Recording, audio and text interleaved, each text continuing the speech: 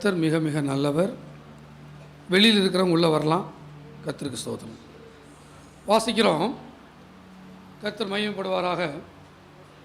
இயேசு கிறிஸ்து பழைய ஏற்பாட்டில் பல இடங்களில் நமக்கு வெளிப்படுகிறார். பழைய ஏற்பாட்டிலேயே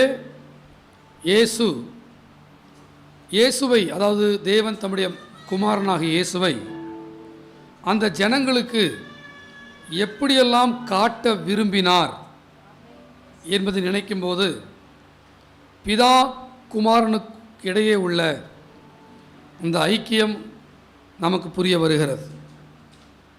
அது நம்மை பரவசப்படுத்துகிறது.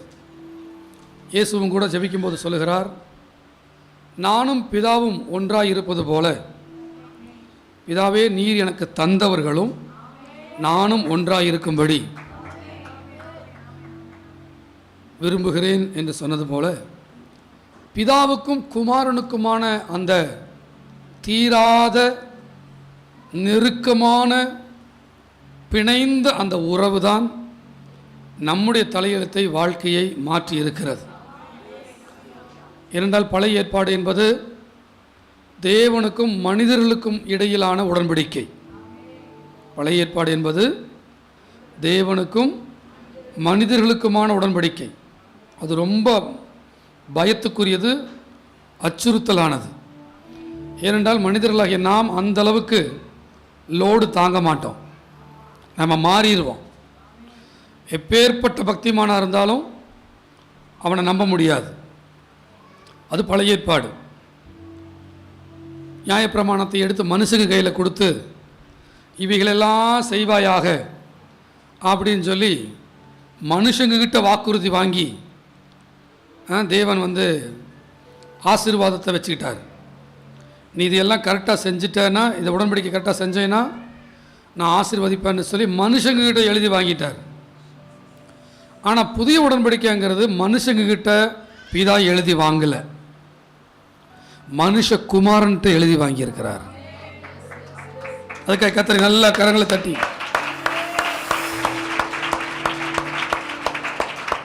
அதான் மிகப்பெரிய சுவிசேஷம். என்னன்னா, என் பிதா மனுஷனை நம்பி என்னை ரட்சிக்காம மனுஷகுமாரனாகிய இயேசுவை நம்பி என்னை ரட்சிச்சிருக்கிறார்.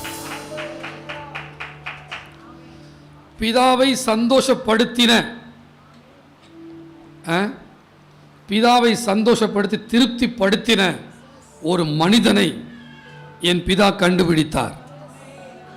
அவர் பெயர் இயேசு கிறிஸ்து. அந்த ஒரே மனிதனுக்குள்ளாக நாம் அனைவரும் பிதாவின் பிள்ளைகள் ஆனோம். அதை குறித்து ரோமரில் எழுதும்போது பவுல் சொல்லுகிறார், ஆதாம் என்கிற ஒரே மனுஷன் மூலமாக இந்த உலகத்தை பாவம் ஆண்டு கொண்டிருக்க இயேசு கிறிஸ்து என்னும் ஒருவராலே நாம் ஜீவனை அடைந்து ஆளுவோம் என்பது அதிக நிச்சயம் அல்லவா? அல்லேலூயா. அதனால நம்ம நிற்கிற இந்த உடன்படிக்கை நம்மை சார்ந்ததாக இல்லாமல் அது கிறிஸ்துவை சார்ந்ததாக இருக்கிறது. அல்லேலூயா. பழைய ஏற்பாட்டில் பழைய உடன்படிக்கையை ஏற்படுத்தின ஆசாரியர்கள் உயிரோடு இருக்கிற வரைக்கும் அந்த அடைக்கல பட்டணத்துக்குள் வந்த பாவி கொலைகாரன் காக்கப்படுவது போல நம்முடைய இயேசுவும் பிரதான ஆசாரியராய் நமக்கு இருக்கிறதினால் அவர் எவ்வளவு காலம் உயிரோடு இருக்கிறாரோ அவ்வளவு காலம் நான் அடைக்கல பட்டணத்துக்குள்ளேயே இருக்க முடியும். நமக்கு தெரியும் இயேசு இனி அவருக்கு என்ன கிடையாது, மரணம் கிடையாது. அதனால பிதா பழைய ஏற்பாட்டிலையும் கூட அங்கங்க தன்னுடைய மகனை காமிச்சுக்கிட்டே இருப்பார். எப்படிலாம் காமிச்சாரு? செங்கடல் நிற்கும் போது சொன்னார், மோசே உன் கையில் இருப்பது என்ன? கோல். அந்த கோல் தான் கிறிஸ்து. அந்த கோலை நீட்டு. நீ எங்கிட்ட முறையிடுகிறது என்ன? கோலை நீட்டி சமுத்திரத்தை என்ன பண்ணிரு? பொளந்துரு. யாரு? நீ பொளந்துரு. அன்னைக்கே சொல்றாரு பாருங்க ரகசியத்தை. இவ்வளோ பெரிய கோலும் கையில் இருக்குது, நீ ஏன் எதையோ பார்த்துக்கிட்டே இருக்கிற? நீ கோலை நீட்டு. இல்ல வரதலபா, உலகமே கடவுளை பார்த்துட்டு இருக்குது. நம்மளும் அதே மாதிரி கடவுளை பார்த்துட்டு அப்படியே ஆண்டவரை எப்போன்னு இருக்க, இயேசுவின் நாமத்தை சொன்னா போதும், பிளக்காதவைகள் பிளந்து விடும். ஆமேன்.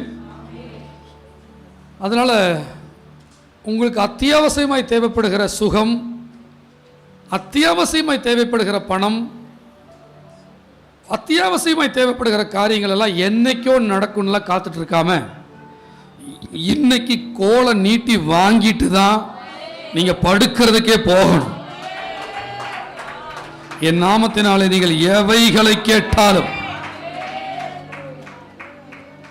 வியாதி சுகத்தை பொறுத்த வரைக்கும் அதை நாளைக்குன்னு தள்ளி போடாத, ஒரு நாள்னு தள்ளி போடாத. இன்னைக்கு சுகத்தை வாங்கிட்டு, லேபு திறந்து இருந்துச்சுன்னா இன்னைக்கே டெஸ்ட் பண்ணிட்டு சுகம் அடைஞ்சிட்டோன்னு தூங்க போ. எதற்காக நீ காத்திருக்காத, இன்றே ரட்சணிய நாள். அன்னைக்கு வீதி வீதியாக வந்து சுகமாக்கி கொண்டிருந்த இயேசு இப்பொழுது உனக்குள்ளாகவே இருக்கிறார். எனவே கோல், பின்பதாக மோசேவுக்கு ஒரு கோல் கொடுத்த மாதிரி, பின்பதாக அவங்க சமுத்திரத்தை பிளந்து அந்த பக்கம் போன உடனே அந்த இடத்துல என்ன இருக்கு? மாறா, கசப்பான தண்ணி. லட்சக்கணக்கான ஜனங்கள் தண்ணி தாகத்தில். என் பிதா அங்கிருந்து பார்க்கிறார், இந்த ஜனங்கள் ஒரு தேவை உருவாகும் போது எதை பற்றி கொள்ளுகிறார்கள்? முறுமுறுக்கிறார்களா, குற்றம் சாட்டுகிறார்களா, இல்லை தேவன் ஏதோ இவர்களுக்கு ஒரு வழியை வைத்திருக்கிறார்? இப்போ நம்ம சபை மக்கள் அங்கங்கே பேச நல்ல பேச்சுக்களை மாற்றத்தை நான் பார்க்குற சந்தோஷப்படுறேன். என்னென்னா, ஏதாவது நெருக்கடி வரும்போது நீங்கள் சொல்கிறீங்க, கர்த்தர் நிச்சயமாக ஒரு தீர்வு தருவாருங்க, இதுக்கு ஒரு வழி பிறக்கும். ஆனாலும் ஒரு 4-5 பேர் இருக்கலாம், தெரியாது. எப்போதான் நடக்கும், எத்தனை நாள் தான் பண்ணுறது, எத்தனை நாள் தான் பண்ணுறது? அப்பா சொல்கிறாரு, விசுவாசித்தவர்களாகிய நாமோ இளைப்பாறுதலுக்குள் பிரவேசிக்கிறோம். உங்களுக்கு அற்புதம் நடக்கிறதுக்கு ரொம்பலாம் யோசிச்சு ஓரியாட்டம் பண்ண வேண்டாம். அதை நடக்காம எந்திரிச்சு போக மாட்டேன்னு மட்டும் நில்லு. உன்னுடைய விசுவாச உறுதியே அங்கே அற்புதத்தை கொண்டு வந்துடும். நம்ம அப்புறம் பார்த்துக்கலாம். ஐயோ, நினச்சாலே எனக்கு கஷ்டமாக, அந்த பிரச்சனையை நினச்சாலே எனக்கு ஒரு மாதிரி தலை வலிக்குதுங்க, அதை நினச்சாலே ஐயோ வேண்டாம், எதுக்கு நினச்சிட்டு வாங்க வெளியில் போகலாம், இப்படின்னு இருக்கிற வரைக்கும் அது பெண்டிங்கில் இழுத்துக்கிட்டே இருக்கும். உன் பிரச்சனை நாளைக்கு தீரும்னு எவன் சொன்னான்? இன்னைக்கே உனக்கு அற்புதத்தை ஆண்டவர் தரார். அப்படி நீ பிடிச்சி நிற்கிறதுல இருக்குது. அப்போ அவன் என்ன பண்ணுறான்? கசப்பான சூழ்நிலை வரும்போது ஆண்டவர்கிட்ட கேட்குறாங்க. அப்பா சொல்கிறாரு, அந்த மரத்தில் இருக்கிற ஒரு கிளையை உடைச்சி என்ன பண்ணு. அப்போ அந்த இடத்துல இயேசு யாரு? அந்த கிளை. இதுக்கு முன்னாடி இயேசு யாரு? அந்த கோல். இப்போ இயேசு யாரு? கிளை. அல்லேலூயா. அடுத்தது கொஞ்சம் தூரம் போகும்போது பசிக்குது. பசிச்ச உடனே என்னத்தை சாப்பிடுவோம் ஒரே ஓரியாட்டம் பண்ணுறாங்க. 2 பேர் மட்டும் ஓரியாட்டம் பண்ணல. யார் அது? யாருமா சீலா? உனக்கு தெரியுமில்ல, யோசுவாவும் காலேபும். அவங்களுக்கு மட்டும் என்ன வரலன்னா, முறுமுறுப்பு வரல. ஏன்னா அவனுக்கு தீர்க்கமா தெரியும், கொண்டு வந்தவர் இவர்னா கொண்டு போய் சேர்க்கிறவன் அவர் தான்.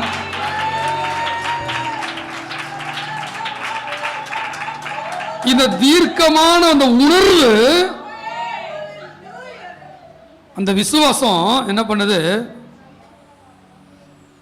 ஓரியாட்டம் பண்றதுக்கு முறுமுறுக்க விட மாட்டேங்குது. அல்லேலூயா. அப்போ அந்த இடத்துல யார் இயேசு? மன்னா. யார் இயேசு? என்ன சாப்பிட்டாங்க அவங்க? வானத்திலிருந்து இறங்கி வந்த ஜீவ அப்பம் நானே, என்னை புசிக்கிறவன் மரித்தாலும் பிழைப்பான். அல்லேலூயா. கையை தட்டி ஆமென். அல்லேலூயா. நம்ம திருவிருந்து எடுக்கும்போது அந்த மன்னா தான் நமக்குள்ள போயிருக்கு. கிறிஸ்து நமக்குள்ள இறங்கிட்டார்னா அந்த உடம்பு அந்த ஆத்மா என்ன இருக்குதுன்னா அழியிறது கிடையாது. அல்லேலூயா. இப்போ யார் இயேசு? மன்னா இயேசு. இப்போ அந்த வந்துட்டு இருக்கிற ஜனங்கள் யோசிக்கணும்னு அவர் நினைக்கிறார். இது என்ன மோசே பற்றி எங்களுக்கு தெரியும், அவர் கோலை வச்சுட்டு ஆட்டாட் நாட்டிட்டார். அவர் எகிப்தினுடைய ராஜா பார்வோன்னு பெரிய வல்லரசர். இன்னைக்கு இருக்க அமெரிக்கா சைனா மாதிரி. இந்தியா பற்றி அப்படி பேசுகிறோம், ஆனால் சைனாவுக்கு நம்மளே கொஞ்சம் பயப்படத்தான் செய்கிறோம். அதை விட பெரிய ஆள் பார்வோன்னு. ஒரு மனுஷன் போய் நின்று, நான் சொல்ற கர்த்தரை நம்பி நின்னா ஒரு மனுஷன் இல்லை, அவன் ஒரு தேசம். நான் சொல்லுவேன் நீ ஒரு ராணுவம்னு சொல்லுவேன்.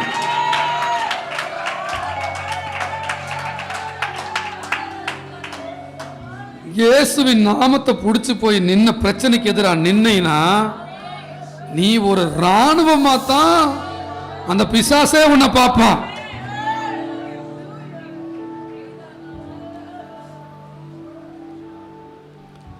மோசே போய் அந்த அவ்வளோ பெரிய பேரரசங்கிட்ட போய் நின்று என் ஜனங்களை போக விடுங்கிறான். ஃபர்ஸ்ட் டைம் எப்படி இருக்கும் அது?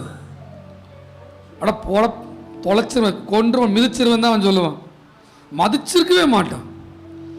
ஆனால் கோல் தன் வேலையை செய்ய தொடங்கின போது நல்ல கையை தட்டி ஆமென்.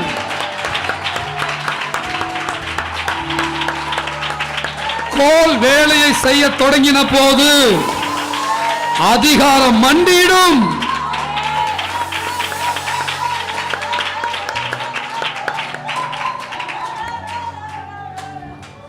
உங்க ஒவ்வொருத்தர் கையிலும் ஒரு கோல் இருக்கு.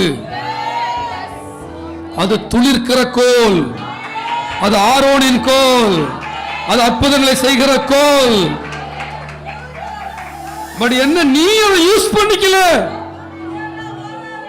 கோலை வீட்டுக்கு போன கோலை போட்டுட்டு வேற வேலை பார்க்கற. எங்கிருந்து வரும், எங்கிருந்து அற்புதம் வரும், எங்கிருந்து நடக்கணும், எங்கேயோ பார்த்து பராக் பார்த்துட்டு இருக்கிற.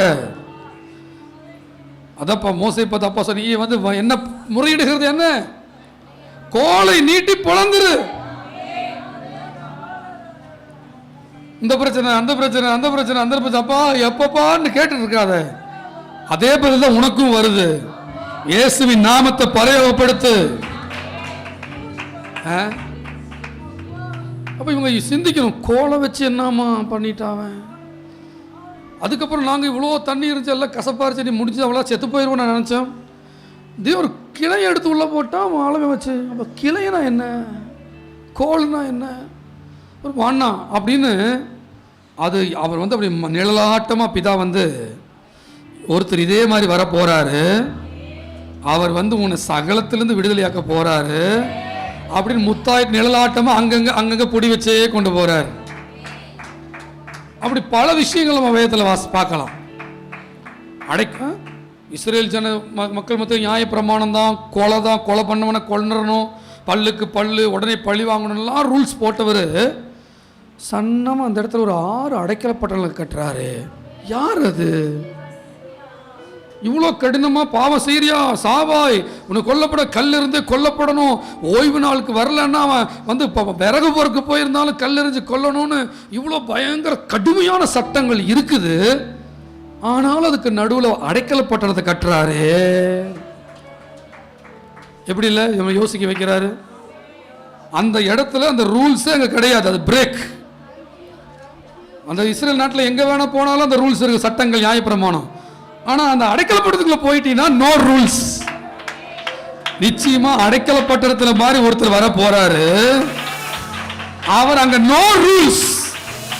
அது எப்படி, அது லவ்ஸ்ல நடக்க போகுது.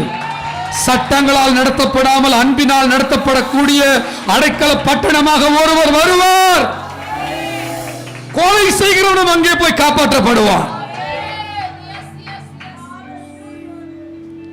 அல்லேலூயா. சத்தமாமேன்னு சொல்லுவீங்களா? அடைக்கல பட்டணத்தை வச்சு உங்களை யோசிக்க வைக்கிறார். இந்த பரிசேயனுக்கு புரிய வேண்டாம். எதுக்கு எடுத்தாலும் இழுத்து பிடிச்சி நியாயப்பிரமாணத்தையும் சாபத்தையுமே கூறிக்கொண்டிருக்கிறானே, பிரச்சனையுமே கூறிக்கொண்டிருக்கிறானே. பரிசேயனுக்கு புரிய வேண்டாம். இயேசுவை கன்னத்தில் அறையிறானே, புரிய வேண்டாம். அடைக்கல பட்டணம் ஒன்று இருக்குதுப்பா. நீ பாவத்தில் யாரோ கையங்குளமா பிடிச்சிட்டா கூட அங்கேயும் ஒரு கிரேஸ் வச்சிருக்கிறாரு. நீ கிரேஸை கவனத்திலே வைக்காம நீ என்ன பண்ற, அவனை வந்து கல்லெறிஞ்சு கொள்றையே அப்படின்னு அவன் யோசிக்கணும். ஆமேன்னு சொல்லுங்க. அல்லேலூயா. ஆனால் என்ன பண்ணல, அந்த பரிசேயன் அவங்களுக்கு அது மைண்டில் ஏறல. அல்லேலூயா. சத்தம் ஆமேன்னு சொல்லுங்க. அதனால தான் பக்கத்தில் இருக்கிற யாரும் என்ன பண்ணிடாதீங்க, குற்றம் சாட்டி விழத்தள்ளாதீங்க. புத்திமதி சொல்லி தூக்கி நிறுத்துங்க. ஒரே தவற குற்றஞ்சாட்டி தள்ளவும் முடியும், ஆனால் அதே தவிர சொல்லி புத்திமதி சொல்லி தூக்கி விடவும் முடியும். சத்தமா சொல்லுங்களா? நம்முடைய சபை எதைத்தான் சொல்ல விரும்புதுன்னா புத்திமதிகள் சொல்ல விரும்புது. என குற்றம் சாட்டுகிறவன் விழ தள்ளப்பட்டு போவான். மற்றவனை குற்றவாளியாக தீர்க்கிறவனே, நீ யாரானாலும் சரி, போக்கு சொல்ல உனக்கு இடம் இல்லை. குற்றம் சொல்லக்கூடிய தகுதி யாருக்கும் இல்லை. என்னுடைய வேலை இங்க ஜட்ஜ்மெண்ட் கொடுக்கிற வேலை இல்லை, கோச்சிங் கொடுக்கிற வேலை. நீ ஏன் கோச்சிங் எடுத்துக்க மாட்டேங்கிறதா என்னோட கேள்வியா இருக்குமே ஒழிய, நான் நம்பிக்கையோடு இருக்கிறேன். என் சபை எந்த பிள்ளைகளும் எழும்புவார்கள், ஒருவர் கூட கெட்டு போக மாட்டார். சத்தமாமேன்னு சொல்லுவீங்களா? அப்போ இப்படி ஒவ்வொன்றா பார்த்துட்டு இருக்கும்போது அந்த இடத்துல இன்னொரு பொருள் மூலமாக பிதா தம்முடைய மகனை அங்கே காண்பிக்க விரும்புகிறார்.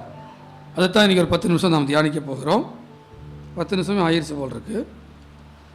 அந்த பொருள் பெயர் கண்மலை. எது? அந்த வனாந்திரத்தில் காமிச்சார்ல ஒவ்வொரு பொருளா, கிளை இயேசு, கோல் இயேசு, இப்ப யார் இயேசு? அந்த கண்மலை. இப்ப வாசிங்க அந்த வசனத்தை. எல்லாரும் ஒரே ஞானபானத்தை குடித்தார்கள். எப்படி எனில் அவர்களோட கூட சென்ற ஞான கண்மலையின் தண்ணீரை குடித்தார்கள். நல்ல கரங்களை தட்டி, அந்த கண்மலை கிறிஸ்துவே. நல்ல ஆமென். ஹல்லேலூயா. நேரமானதுனால சுருக்கிற கர்த்தர் சித்தமான வர கன்டினியூ பண்றேன். என்னன்னா, மறுபடியும் கொஞ்ச நாள் நடந்து போயிட்டே இருக்கிறாங்க. அதுக்கப்புறம் தண்ணி அங்கே இல்லை. தண்ணியில் மறுபடியும் முறுமுறுக்கும் போது கர்த்தர் மோசையை கூப்பிட்டு, அந்த கண்மலை இருக்குல்ல, கண்மலைன்னா வேற ஒன்றும் இல்லைங்க, பெரிய பாறை. கண்மலைன்னா பெரிய பாறை. மோசையை பார்த்து சொல்றாரு, அந்த கண்மலையை போய் அடிங்கிறார். போய் அடிக்கிறாங்க. தண்ணி நிறைஞ்சு வழியுது. அந்த ஜனங்கள் எல்லாம் குடிக்கிறார்கள். அந்த தண்ணியினாலே அந்த ஜனங்கள் தாகம் தீர்க்கப்பட்டார்கள். இப்போ இங்கே வாசிக்கிறோம், இந்த கண்மலை எப்படிப்பட்ட கண்மலையாமா? ஞான கண்மலை. அது மட்டும் இல்லை, அது என்ன கண்மலை? அவர்களோடு கூட சென்ற ஞான கண்மலை. எத்தனை பேர் நம்புறீங்க எங்கூட சேர்ந்து ஒரு கண்மலை வந்துகிட்டே இருக்குது? அந்த கண்மலையில் இருக்கிற தண்ணியை நான் குடிச்சுக்கிட்டே இருப்பேன். அல்லேலூயா. இயேசு என்னை விசுவாசிக்கிறவருடைய உள்ளத்தில் இருந்து ஜீவ தண்ணீர் உள்ள நதிகள் புறப்படும். கபலதல பலபா. அல்லேலூயா. அல்லேலூயா. கர்த்தருக்கு ஸ்தோத்திரம். முதல்ல அந்த கண்மலையை அடிக்கணும். ரெண்டாவது கண்மலையை அடிக்க கூடாது, பேசணும். இப்ப நம்ம அடிச்சு குடிக்கிறவங்களா பேசி குடிக்கிறவங்களா? அப்ப எந்த அளவுக்கு நீ ஜெபத்துல ஆராதனையில பேசுறியோ அந்த அளவுக்கு குடிச்சுக்கிட்டே இருப்ப. ஆராதிக்கிறவர்கள் குடிக்கிறார்கள், துதிக்கிறவர்கள் குடிக்கிறார்கள், தினந்தோறும் துதிக்கிறவர்கள் தினந்தோறும் குடிக்கிறார்கள். நல்ல துதிக்கிறவங்க நல்ல கர்த்தரை மையப்படுத்துங்க. பேசி பேசி குடி, பேசி பேசி குடி, பேசி பேசி குடி. பேசி பேசி குடி, துதிச்சு துதிச்சு குடி, கர்த்தரை உயர்த்தி உயர்த்தி குடி. ரொம்ப ட்ரை ஆயிட்டியா, போய் உடனே ஜெபத்தை ஆராதிக்க போ. ட்ரை ஆயிட்டியா, நல்லா துதிக்கிறதுக்கு போ. ட்ரை ஆயிட்டியா, இயேசு கிட்ட பேசு, சிலுவையை பார்த்து பேசு, சிலுவையை பத்தி பேசு.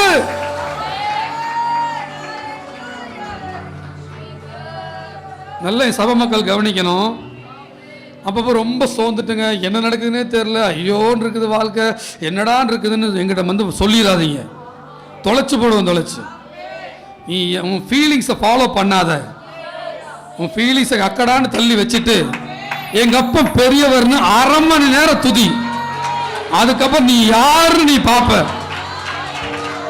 உனக்குள்ள இருக்கிறவர் பெரியவர்.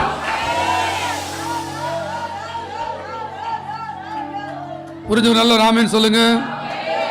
கணவரால் ரொம்ப துன்பப்படுறவங்களை பார்த்து சொல்றேன், அவங்க என்ன துன்பப்படுத்தினாலும் உங்க உடம்பை தான் துன்பப்படுத்த முடியும், கழுத்தை போட்டு நெருக்க முடியும், வாய்க்குள்ள எவ்வளோ கையை விட முடியுமோ விட முடியும்.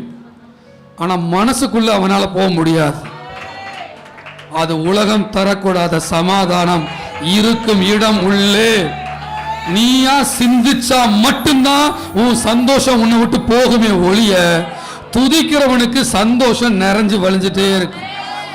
புலம்பலுக்கு பதிலாக துதியின் உடையையும், சாம்பலுக்கு பதிலாக சிங்காரத்தையும், அழுகைக்கு பதிலாக ஆனந்த தைலத்தையும். எவ்வளவு முடியும் அவ்வளவு கையை தட்டி ஆமென். அல்லேலூயா.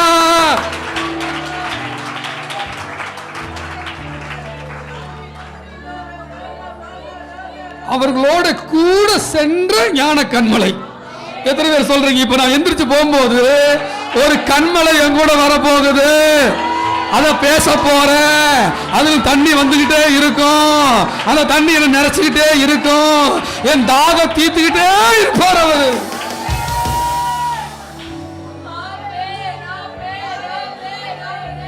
கவனிங்க பிரியமானவர்களே, அந்த தண்ணிங்கிறது ஆவிக்குரிய அர்த்தத்தில் அது எதை குறிக்குதுன்னா, ஆவியின் நிறைவு தான் தண்ணி. சரிங்களா? பரிசுத்த ஆவியானவர் தான் யாராமா? ஜீவ தண்ணி. சரிங்களா? நல்லா கவனிங்க. உடம்ப சாப்பாட்டினால திருப்தி பண்ணிடலாம், ஆனால் அது கேட்டுக்கிட்டே இருக்கும், திருப்தி அடையாது. இந்த மனசு இருக்கு இல்லைங்களா, கண்ணு, வசனம் சொல்லுது, கண்கள் காண்கிறதினால் திருப்தி அடைகிறது இல்லை. இந்த மனசையும் திருப்திப்படுத்திட முடியாது. ஆனால் இது எல்லாம் அப்படியே கப்புன்னு திருப்திப்படுத்துறதுக்கு ஒன்று இருக்குது, அதுதான் ஆவி.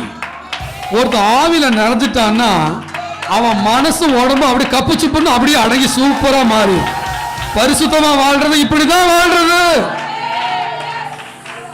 ஜீவ தண்ணீர் நிறைஞ்சிருச்சுன்னா மனசு உடம்பும் அடங்கிரும். எவ்வளவு எளிது. இதான் கிருபை பிரமாணம், இதான் கிருபை. ஆனா என்ன, நம்ம ஆவியில நிரம்பருக்கு விரும்பாம இருப்போம். அப்படியே ஜாலியா கண்ணுக்கு சந்தோஷப்படுத்தி காது சந்தோஷப்படுத்திட்டே இருப்போம் இல்லையா? அப்பதான் ஒரு பாஸ்டரோ ஒரு ஆண்டவரோ கத்தோட போடு, ஒரு 2 சிச்சை போடு, ஏய் ஒழுங்கா பாரு ஆண்டவரை, உனக்கு நான் அதை பார்த்துட்டு இருக்கிறேன் அப்படின்னு சொல்றது எதுக்காக? நீ அந்த தண்ணியை குடிக்காத, அது மீண்டும் உனக்கு தாகம் எடுக்கும். நான் கொடுக்கிற தண்ணீரோ என்றென்றைக்கும் தாகம் எடுக்காத ஜீவ தண்ணீர், அது நித்திய காலமாய் உனக்குள் ஊறுகிற ஜீவ தண்ணீர். இந்த அபிஷேகம் பேரில் அந்நிய பாஷை பேசலான் இருக்கலாம், கவலைப்பட்டு இருக்கீங்க இல்லையா? ரொம்ப கவலைனால தான் அது வராமே கூட இருக்கும். துதிச்சா போதுங்க, மோட்டர் ஸ்டார்ட் ஆயிருங்க. துதிச்சா மோட்டர் ஸ்டார்ட் ஆயிருங்க. மனசு நிறைஞ்சு துதிக்கும் போது கப்புன்னு அப்பா அவருடைய வல்லமை இறங்கிடும். அவர்கள் ஒருமனப்பட்டு ஓரிடத்தில் கூடி வந்திருந்தார்கள். அவ்வளவுதான், ஒரு மனது அப்பா மட்டும், அவ்வளவுதான். ஒரு நாள் லீவ் விட்டு அப்படி இருந்து பாருங்க. ஒரு நாள் ஃபுல்லா வேதமும் ஃபோனை தூக்கி போட்டுட்டு வேதம் வாசிச்சுட்டு துதிச்சுட்டு ஆராய்ச்சிட்டு மட்டும் இருந்து பாருங்க. சாயந்தரத்துக்குள்ள உங்களுக்குள்ள ஒரு வைப்ரேஷன் வரலைன்னா கேளுங்க, உள்ள துள்ளுங்க, அப்பாவுடைய வல்லமை இறங்குங்க. அந்த எண்ணெய் தான் உங்களை உலகத்திலிருந்து வேறு பிரிக்கிற எண்ணெய். எண்ணெய் தடவி மண்ணில் தண்ணியில் இறங்கினா என்ன பண்ண, தண்ணி ஒட்டாதில்ல உடம்புல. அந்த மாதிரி ஒவ்வொரு நாள் ஆவியில் நிறைஞ்சு நிறைஞ்சு போனீங்கன்னா உலகம் உனக்குள்ள ஒட்டாது. ஆமேன்னு சொல்லுவீங்களா? நேரமானதுனால முடிக்கிறேன். அந்த கண்மலை, இந்த கண்மலையிலிருந்து என்னென்ன வருதுன்னு நான் வேகம் சொல்லும்போது, இந்த கண்மலையிலிருந்து தேன் வருது. வசனம் ஒரு வாக்குத்தத்தம் இருக்குல்ல, உச்சிதமான கோதுமையினால் உன்னை திருப்தியாக்குவேன், கண்மலையின் தேன் நம்ம இப்ப எங்க இருக்கிறோமாமா? கண்மலை மேல நிக்கிறோம். தோத்து போன சகோதரனே, தோத்து போன சகோதரியே, ஐயோன்னு இருக்கிற சகோதரி, கவலைப்படாத. நீ இப்ப கண்மலை மேல நிக்கிற.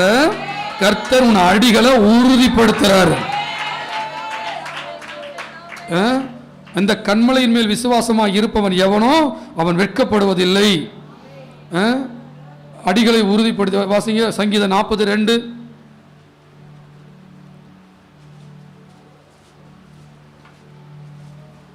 சங்கீதம் 42. பயங்கரமான குழியிலும் உளையான சேற்றிலும் இருந்து என்னை தூக்கி எடுத்து என் கால்களை கண்மலையின் மேல் நிறுத்தி என் அடிகளை உறுதிப்படுத்தினார். உறுதிப்படுத்தினார்னு சொல்லுங்க. ஆமா, எங்க நிக்கிறோம்? நம்ம கண்மலை மேலதான் நிக்கிறோம். இயேசு மேலதான் நிக்கிறோம். அவரை விசுவாசித்து நிக்கிறோம். அதனால இனி என் கால்கள் தள்ளாடாது. அல்லேலூயா. என்ன பண்ணாது? தள்ளாடாது. இன்னும் ஒரு காரியத்தை மட்டும் சொல்லி முடிக்கிறேன். சங்கீதம் 27:5.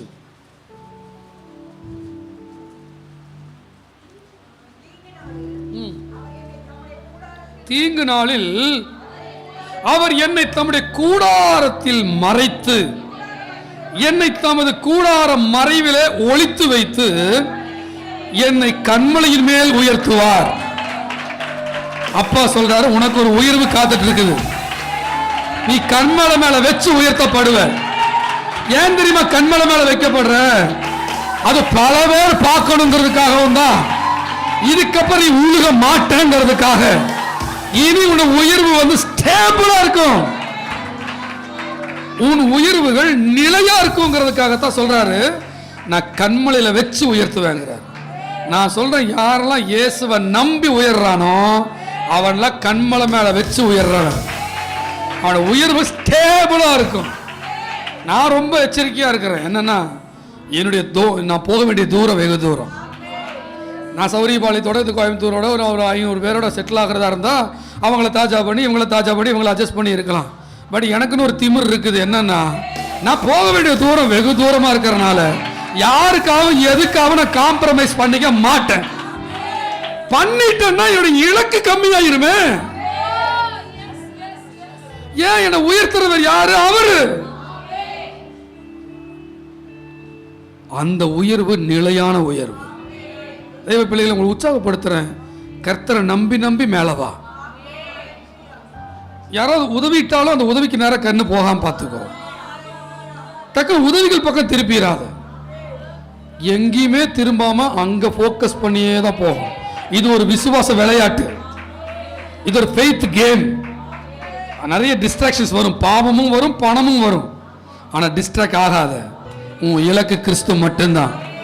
அப்பதான் அவர் உனக்கு நியமிக்கப்பட்ட ஓட்டத்துல நீ ஓடி ஜெயிக்க முடியும். யாரையோ வச்செல்லாம் நம்ம மேல வர போறது இல்லை. எங்க அப்பா தான் என்ன மேல கொண்டு வர போறார். அதுதான் நிரந்தரமாகவும் நிச்சயமாகவும் இருக்கும். அதுக்கு பேர் தான் கண்மலையின் மேல் உயர்த்துவாருங்கிறது. யாரையோ நம்பி, ஒருத்தர் கொடுத்த வாக்குறுதியை நம்பி, ஒருத்தர் உன்னை புகழ்ந்ததை நம்பி, ஒருத்தர் உன்னை என்கரேஜ் பண்ணதை நம்பி, ஒருத்தர் உன்னை கனப்படுத்தினதை நம்பி முடிவெடுக்காத. அது மாமிஷீகம், அது மனுஷீகம். திடீர்னு நிலவரமே தலைகீழா மாறும். என்னைக்குமே கர்த்தர் தாங்க சேஃப்டி. ஆமா தானே? என்னைக்குமே அவரை நம்பி நிக்கிறது தான் சேஃப்டி. சரி, வாரத்தில் அதை தொடர்றேன். அப்படி கண்களை மூடி ஜெபிக்கலாமா? அந்த கண்மலை கிறிஸ்துவே, நன்றிங்க அப்பா. இந்த கண்மலையில் பேசினா தண்ணி வருது, அதுக்காக நன்றி. இந்த கண்மலையிலிருந்து தேன் வருது, அதற்காக நன்றி. இந்த கண்மலையில் வச்சுதான் என்னை உயர்த்த போறீங்க, அதுக்காக நன்றி. எப்படி நன்றி சொல்ல தொடங்கலாமா எல்லாரும்? நன்றிப்பா, நன்றிப்பா, நன்றிப்பா. கேட்ட சத்தியங்களுக்காக கர்த்தரை ஸ்தோத்திரம் பண்ணலாமா எல்லாரும்? நன்றி. இவைகளில் நிற்க கர்த்தர் கிருபை தாங்க. ஆமா, ஜெபிப்போம். பரலோக தகப்பனே, இந்த நாள் ஆராதனையை கர்த்தர் தாமே ஆசீர்வதித்து நீர் தெரிந்து கொண்டு எங்களோடு பேசி எங்களை ஒழுங்குபடுத்த வேண்டிய இடத்துல ஒழுங்குபடுத்தி எங்களை உற்சாகப்படுத்த வேண்டிய இடத்துல உற்சாகப்படுத்தி எங்களுக்கு நியமித்த ஓட்டத்திலே அவசர அவசரமாக ஓடாமல் பொறுமையோட நிதானமாக முடிவெடுத்து நல்ல மோடு ஓட எங்களை தேர்ந்தெடுத்து போதித்த தயவுக்காக உமக்கு நன்றிய பிதாவே. தொடர்ந்து ஆச்சரியமான மகிமையான காரியங்கள் வாழ்க்கையில் அப்பா செய்ய போறீங்க, அதற்காக நன்றி. அநேக ஆத்துமாக்களை கர்த்தர் எங்களுக்கு தரப்போறீங்க, நன்றி. எங்கள் சபைக்கு வருகிற ஒவ்வொரு குடும்பமும் எல்லாவற்றிலும் வாழ்ந்து சுகமாக இருப்பார்கள், ஜெயிக்க பிறந்தவர்களாக இருக்கிறார்கள். எங்கள் சபை பல மடங்கு ஆண்டவர் வளருகிறதையும், வெறும் சபையில் எண்ணிக்கை வளர்ச்சி மட்டுமல்ல, சபைக்கு வர்ற இப்போ இருக்கிற ஒவ்வொருத்தருமே ஆசீர்வதிக்கப்பட்டு வளர்றதையும் நாங்கள் பார்ப்போம். அதற்காக நன்றி. எங்களுக்குள்ள நல்ல ஆரோக்கியமான உறவுகள் உண்டாக கிருபைத்தாங்க. எங்களுக்குள்ள உண்டாகிற ஐக்கியங்கள் எல்லாம் ஆவிக்குரிய ஐக்கியமாக, நேர்த்தியான ஐக்கியமாக, ஞானமுள்ள ஐக்கியமாக, அன்பு நிறைந்த ஐக்கியமாக, ஆதி அப்போஸ்தல நாட்களின் ஐக்கியமாக உருவாக எங்கள் ஒவ்வொருவரையும் கர்த்தர் பயிற்றுவிப்பீராக என்று நான் ஜெபிக்கிறேன். நாங்கள் யாரும் எங்களுக்குள்ளாகவே அவசரப்பட்டு பழகி உறவுகளை கெடுத்து விடாமல் நிதானமாய் ஞானமாய் பழகி இது ஒரு நல்ல லென்த்தியான உறவாக, லாங் உறவாக, ஒரு நீடிய உறவாக இருக்கக்கூடியதான சகல ஒழுங்குக்குள்ளாகவும் பேச்சிலே, நடத்தையிலே, பழக்க வழக்கங்கள் எல்லாம் மெச்சூரிட்டியாக நடந்து கொண்டு இந்த உறவை தொடர்ந்து தொடர எங்களுக்கு கிருபை தருவீராக என்று ஜெபிக்கிறோம். அனைத்து மகிமை உமக்கே செலுத்தி இன்னைக்கு வராதவர்களுமே கருத்தில் ஒப்படைக்கிறோப்பா. ஆஸ்பான்ஸா மீட்டிங்கில் கர்த்தர் செய்த அற்புதமான காரியங்களுக்காக நன்றி செலுத்துகிறப்பா. எவ்வளவு ஆச்சரியமாய் தேவைகளை சந்தித்தீர். சபை மக்கள் ஒரு மனதாக எழும்பினார்கள், சபை மக்கள் ஆத்துமாக்களை கொண்டு வந்தார்கள். எல்லாவற்றுக்காக உமக்கு நன்றி. இன்னும் எங்களுக்குள்ள நல்ல அன்பு ஐக்கியமும் நெருங்கி வர கிருபை தருவீராக. அனைத்து மகிமை உமக்கே செலுத்தி தேவனுடைய நாம மாத்திரம் மகிமைப்படுத்தும் என்று சொல்லி ஜெபிக்கிறேன் நல்ல பிதாவே. சேர்ந்து சொல்லுவோமா, என் ஆத்துமாவே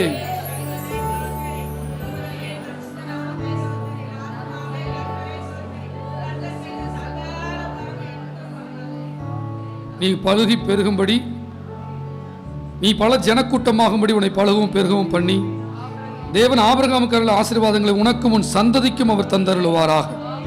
பிதாவாகிய தேவனுடைய அன்பும் ஆண்டவராகிய இயேசு கிறிஸ்துவின் கிருபையும் பரிசுத்த தேவ ஆவியருடைய ஐக்கிய ஸ்நேக சபகா சந்தோஷம் நம் அனைவரோடு கூட இயேசுவின் வருகை பரிதம் இருப்பதாக. 3 அல்லேலூயா சொல்லலாமா சத்தமா? அல்லேல் அல்லேல். கர்த்தர் உங்களை ஆசீர்வதிப்பார். அப்படியே உட்காருங்க 2 minutes.